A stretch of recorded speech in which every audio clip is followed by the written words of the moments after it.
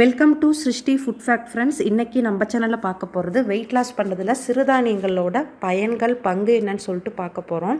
இப்போ ஃபஸ்ட்டு இந்த சிறுதானியங்கள் அப்படின்னு சொல்லும் பொழுது நீங்கள் வெயிட் லாஸ் பண்ணணும்னு நினச்சிட்டிங்கனாலே உங்கள் ரெகுலர் மெனுவில் கண்டிப்பாக நீங்கள் கன்சியூம் பண்ணிக்கோங்க.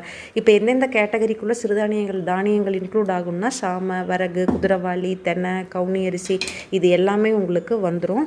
இப்போ நீங்கள் இந்த சிறுதானியங்களில் என்னென்ன சத்துக்கள் இருக்குன்னா அதிக அளவு நார்ச்சத்து, இரும்பு சத்து, கால்சியம் சத்து, இது எல்லாமே புரோட்டீன் சத்து, இது எல்லாமே இதில் ரொம்ப அதிக அளவில் இருக்குது.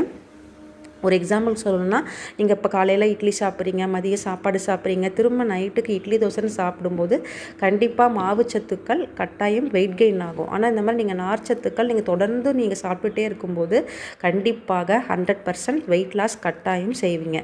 அதனால் நீங்கள் ரெகுலராகவே இது நீங்கள் கன்சியூம் பண்ணி சாப்பிட்டுக்கோங்க சிறுதானியங்கள்.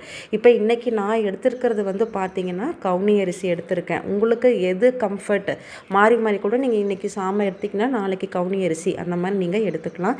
இப்போ சிறுதானியங்களில் அதிகளவு புரோட்டீன் சத்து இருக்கிறதுனால நீங்கள் வெயிட் லாஸ் பண்ணும்போது எடுக்கும்போது உங்களுக்கு அந்த பசி எடுக்கிற டைமிங் டிலே பண்ணிவிடும்.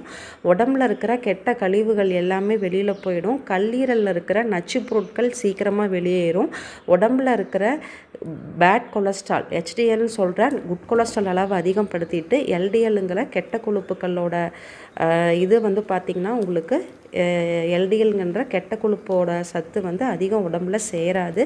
முக்கியமாக கான்ஸ்டிபேஷன் ப்ராப்ளம் வராது. உங்களுக்கு நிறைய பேருக்கு கான்ஸ்டிபேஷன் ப்ராப்ளம் வருது. அப்படிங்கும்போது இது நீங்கள் நார்ச்சத்து அதிகமாக இருக்கிற ஃபுட் எடுக்கும்போது அந்த பிரச்சனைகள் வராது. சம்டைம்ஸ் இப்போ சில சிறுதானியங்கள் எல்லாம் அந்த கேன்சர் செல்ஸே அழிக்கிற கெப்பாசிட்டி, இப்போ இந்த கவுனி அரிசிலாம் நீங்கள் எடுத்தீங்க அப்படின்னாலே ஈஸியாக அந்த கேன்சர் செல்ஸ் எல்லாம் வராமல் உங்களுக்கு தடுக்கிற சக்தி இருக்குது.